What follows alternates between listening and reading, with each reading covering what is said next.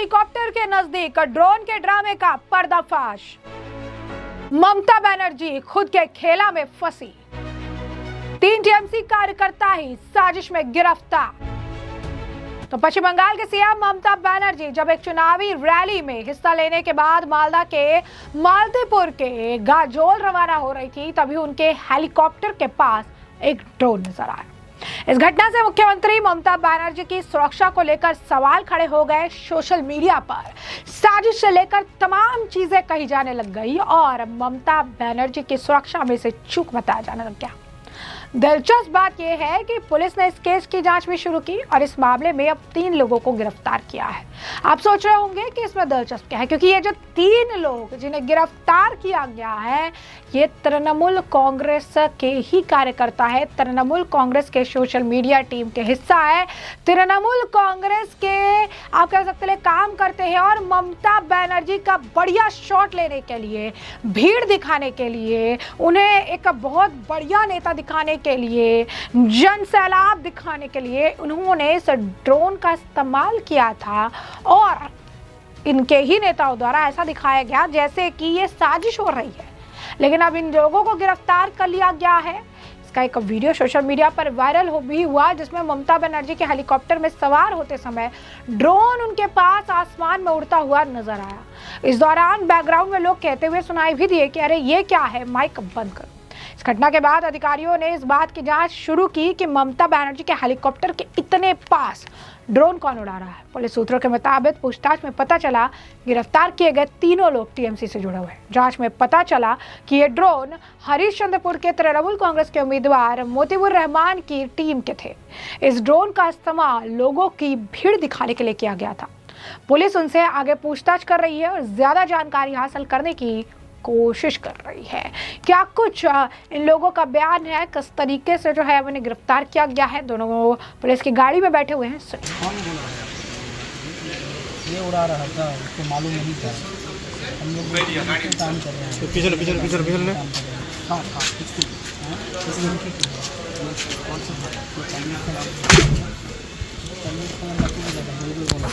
उसके लिए आप कैंपेनिंग कर रहे हैं? हाँ, कैंपेनिंग करते हैं टीएमसी के लिए। तो ये मेरा ये लड़का है, इसके साथ काम करता है। इसको आइडिया नहीं था, इसको मना करके रखे थे, आइडिया नहीं था। फिर भी ये एक बेस्ट फुटेज के लिए जो ना ड्रोन चला दिया। तो जैसे कि आपने तस्वीरें देखी, बयान भी सुना। इसके साथ साथ आपको बता दें कि ममता बनर्जी के मालदा दौरे की बात करें तो वो वहां चुनाव प्रचार करने के लिए गई हुई थी। ये घटना उसी समय हुई जब ममता बनर्जी मालतीपुर में जनसभा को संबोधित करने के बाद हेलीकॉप्टर की ओर बढ़ रहे थे। प्रत्यक्षदर्शियों के अनुसार जैसे ही वो हेलीपैड के पास पहुंचे, हेलीकॉप्टर के सामने ड्रोन उड़ता नजर आया। स्थिति को भांपते हुए मुख्यमंत्री कुछ पल के लिए रुकी, माइक संभालते हुए पुलिस को सतर्क रहने के निर्देश दिए। स्पष्ट कहा, ड्रोन के पीछे शामिल लोगों की पहचान की जानी चाहिए।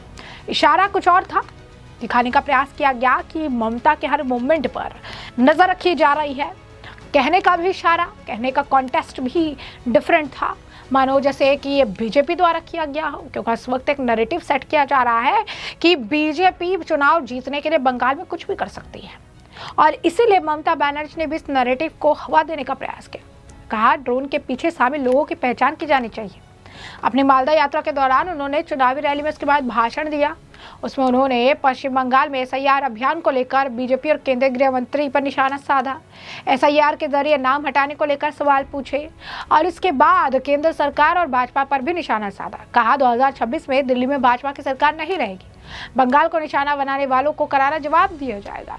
कन्या रैली में कांग्रेस पर भी निशाना साधते हुए कहा कि चुनाव आयोग के खिलाफ संयुक्त विरोध के लिए कई बार बुलाने के बावजूद कांग्रेस साथ नहीं है। साथ ही उन्होंने महिलाओं को सतर्क करते हुए कहा कि किसी भी बहाने से बैंक खाते की जानकारी साझा न करें। मालदा में ड्रोन की ताज़ा घटना के बाद सुरक्षा एजेंसी पूरी तरह सतर्क हो गई। ड्रोन की उत्पत्ति, उनके ऑपरेटर, संभावित साजिश की हर एंगल से जांच की गई और उसके बाद अहम जानकारी सामने आई और ये सभी टीएमसी के कार्यकर्ता ही निकले। वही आपको बता दें कि ममता बनर्जी जो लगातार कभी एसआईआर कभी अन्य मुद्दे को लेकर लगातार मोदी सरकार पर निशाना साध रही है, तमाम तरीके की बातें बोल रही है, लेकिन सुकांत मजूमदार ने अब उन्हें जवाब दिया है और कहा है कि इस बार ममता की विदाई पश्चिम बंगाल से तो पक्की है। एसआईआर हो जाए, तमाम चीजों को ममता मुद्दा बना रही है, लेकिन उन्हें भी पता है कि जमीनी स्तर पर वो जमीन अब खो चुकी है। सुनिए क्या कुछ कहना है सुकांत मजूमदार का। ইলেকশন কমিশন যা টাইট দিচ্ছে, মোটামুটি আমাদের ইলেকশন কমিশন পুরো তৃণমূলকে পালিশ করে সোজা করে দিয়েছে। সেখানে তো এত চিৎকার চেঁচামেচি দেখতে পাচ্ছেন না, মোথাবাড়ি হামাগুড়ি কত কি হচ্ছে, আরো অনেক কিছু হবে। দাদা তৃণমূল নেতাদের জন্য এত নিরাপত্তা দিচ্ছে। সে তো নির্বাচন কমিশন নাকি বা ডিজিকে জিজ্ঞেস করেছে, আমি শুনলাম যে এত নেতা এদের এবং তাদের সবার পেছনে 2-4টে করে পুলিশ। এরা কি এমন অপরাধ করেছে যে এদের এত প্রোটেকশন দিতে হয়? চুরি করে সেই জন্য এত প্রোটেকশনের প্রয়োজন, হলে পাবলিক ধরে দুগাল কাটিয়ে লাল করে দেবে। দাদা মোথাবাড়ি কাণ্ডে তো কিছু গ্রেফতার হয়েছে, আরো অন্য কোনো মাথা আছে কি মনে করছেন? তার তদন্ত প্রয়োজন, এনআইএর তদন্ত প্রয়োজন। কারা এই কাজ করেছে, তার গভীর এর পেছনে ষড়যন্ত্র আছে কিনা, কোন রাজনৈতিক ব্যক্তির অঙ্গুলি হেলন আছে কিনা, তার তদন্ত প্রয়োজন এনআইএর তরফ থেকে। নির্দোষদের গ্রেফতার করা হচ্ছে মোথাবাড়ি কাণ্ডে, মমতা বলেছে যে দোষীদের গ্রেফতার করার জন্য।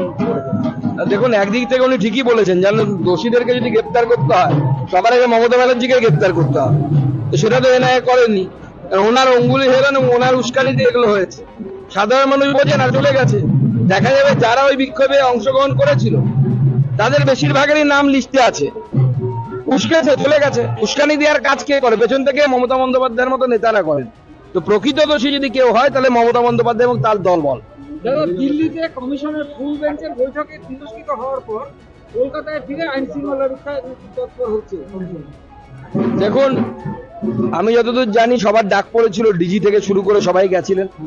ইলেকশন কমিশন ওখানে গিয়ে তাদেরকে মানে সঠিক যে রাস্তা, সেই রাস্তা নিশ্চয়ই দেখিয়েছে। সেই রাস্তা দেখিয়ে তারা কাজ করবেন। তৃণমূলের কোন রকম দালালি, কোন এসপি কোন ডিএম যদি মারে তাদের দালালখানায় পাঠানো উচিত। তাদের তো এসপি ডিএম এর জায়গায় বসে থাকা উচিত নয়, সেখান থেকে সরানো উচিত। तो जैसे कि आपने सुकांत मजूमदार का बयान सुना और हमने आपको ये जो पूरा मामला है ये बड़ा विस्तार से बता दिया है कि ये पूरा मामला क्या है, किस तरीके से ममता के हेलीकॉप्टर के नजदीक ड्रोन उड़ाने के ड्रामा का पर्दाफाश हो चुका है। 3 लोग इस मामले में गिरफ्तार किए गए हैं, जहां पर से तृणमूल कांग्रेस और आप कह सकते हैं कुछ लोग जो तृणमूल कांग्रेस के मीडिया वाले हैं प्रोपेगेंडा फैला रहे थे कि साजिश है, लेकिन जो पकड़े गए 3 लोग वो भी तृणमूल कांग्रेस के ही निकले। सोशल मीडिया टीम के हिस्सा थे, एक तृणमूल कांग्रेस के नेता से उनका जुड़ाव था और ममता बनर्जी के ही अच्छे शॉट्स लेने के लिए, उनकी अच्छी तस्वीरें खींचने के लिए, अच्छे वीडियोस बनाने के लिए ड्रोन के हेलीकॉप्टर के इतने नज़दीक उड़ रहा था, जिसके बाद अब इस पूरे मामले से, इस पूरे ड्रोन के ड्रामे से आप कह सकते हैं कि पर्दा उठ चुका है। तो अब इस पूरे मामले पर आपकी भी राय हो कमेंट सेक्शन में कमेंट करके जरूर से जरूर साझा करिएगा। धन्यवाद। कैंपेनिंग करते हैं केएमसी के लिए, तो ये मेरा ये लड़का है, मेरे साथ काम करता है। इसको आइडिया नहीं था, इसको मना करके रखे थे, आइडिया नहीं था। फिर भी ये एक बेस्ट फुटेज के लिए जो ना ड्रोन चला दिया।